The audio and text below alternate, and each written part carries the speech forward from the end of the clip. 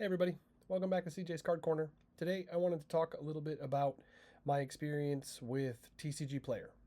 Um, I have been selling on TCGplayer for about 2 weeks now, and I just decided I had some old Magic cards and some Pokemon cards that I decided I kind of wanted to try to move, and I had heard that getting to level 4 on TCG was kind of difficult, so I thought I'd give it a whirl. So I figured today I'd talk a little bit about my experience from somebody who is mainly an eBay seller. So let's break it down. So about 3 weeks ago, I was talking to a buddy of mine in the hobby, and we were talking about his experience with TCGplayer and getting from level 1 to level 4.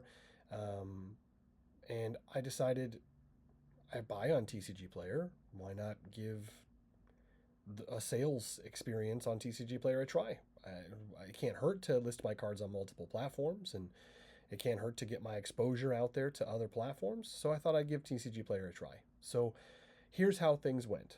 The learning curve was not too bad to create a seller account and get my bank connected and do all of that fun jazz where they do that minuscule deposit, and then you have to put that number in to get your bank connected, and then learning how to add inventory, all that.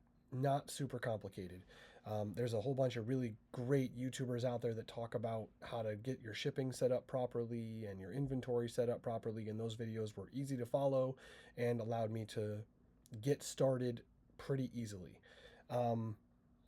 So I started listing some of my Pokemon and some old Yu-Gi-Oh cards that I had lying around, and I listed some of the Magic the Gathering cards that I have, just kind of lying around.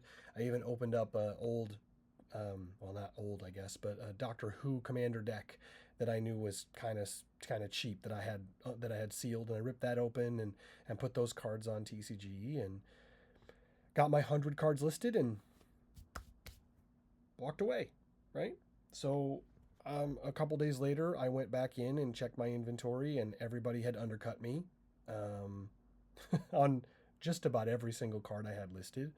I hadn't made a single sale, and my experience right off the bat was pretty cruddy from a new seller's perspective, right? Now, I know platforms don't want people that aren't dedicated to the platform to just join and be able to do everything instantly, right?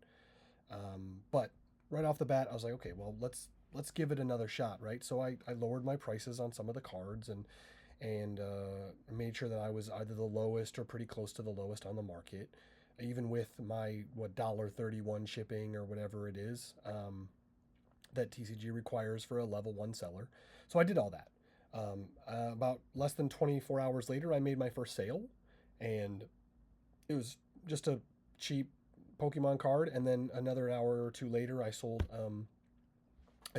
my highest priced card on there, and then I sold 4 Magic cards within the span of about 24 hours. So I don't know if it was luck or what, but yeah. So I did that. I sold those things, totaling about $70 or so.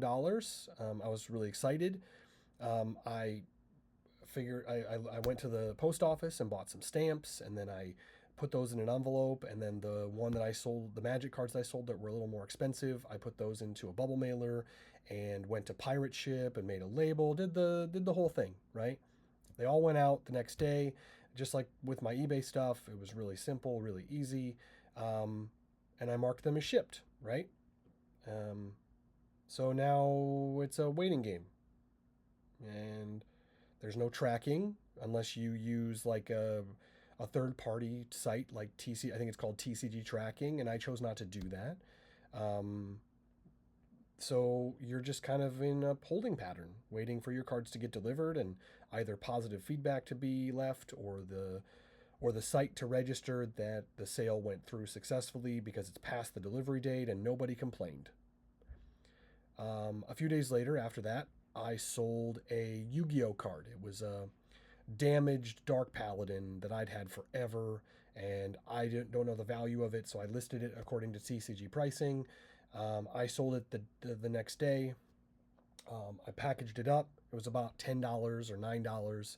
Shipped it in a standard envelope. It arrived to the customer.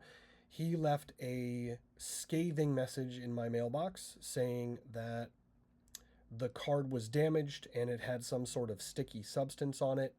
He then proceeded to tell me that he needed his money back, and that he needed reimbursement for his time and his money.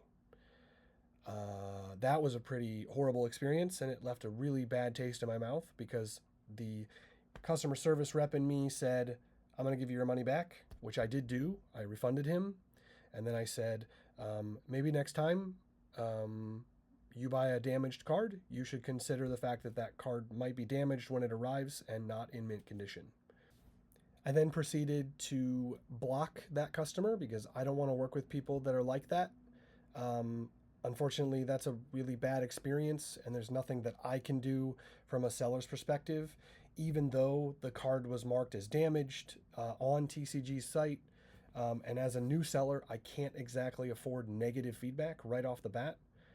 Thinking back now, because of some decisions I've made going forward, I'm not sure I would have done the same thing and refunded immediately, but at this point, I was looking for positive growth and trying to grow my TCG to get to level 4, and you need 80% feedback to get there, right? So I made a choice and refunded, and now I'm out the card and the $9 that customer spent, and the shipping and the postage, which I know in the grand scheme, it's really no big a deal. I understand, but it left a pretty horrible taste in my mouth with TCG at that point. I was not comfortable with how things were going. I still have cards listed, and I did hit level 2 in about 3 weeks, which it's kind of rough just sitting on 100 cards in inventory and just waiting for all these customers to receive their cards and for the delivery date to pass or leave feedback. It's kind of a cruddy experience in how my experience went. I know it's still early, right? So maybe I should give TCG another shot. So I'm leaving my cards listed going forward. I'm not going to take them down. I'll probably add some more Magic cards because it's really one of the only places I know to sell Magic. Because I looked up some of those cards on eBay and there haven't been many sold on eBay. So I don't think the liquidity on eBay is all that good when it comes to these Magic cards that I have. So I think going forward, TCG is probably going to be on the back burner and not a super important part of my future. Not to say that I won't go back or list some more later, and maybe I'll do an updated video a few months from now or a month from now when I have a different experience or things go differently. But I've made like 15 sales, I think. All of them have gone out, and I've had that one really awful experience, but yet the rest of them have not had the cards received or they have not left feedback. And I know that it takes time with TCG, but this is kind of where I'm at, and it's just so slow going in the early going with them. It doesn't matter how well you do. So, going forward, we'll see how things play out with them, with the cards I have listed. I probably will list a few more, but not do anything crazy. I'd like to hit level 4 so that I have it in case I ever want it to move some of my sealed products. But I'm in no rush. So thanks for watching this kind of quick Tuesday morning video. I just wanted to do a post before I headed off for work and figured this was a good place to start. So yeah, comment down below your experience with TCGplayer. Tell me how it's went. Maybe I did something wrong, and I'd love to hear other people's comments and how your experience has been. And I look forward to hearing about those. Don't forget to like and subscribe. I'm kind of rolling along with my YouTube channel now, and it's just been kind of fun to make some videos and talk about some stuff that I'm excited about or interested in, and I hope you guys are enjoying the content too. So thanks a lot for stopping by, and I hope you have a great day.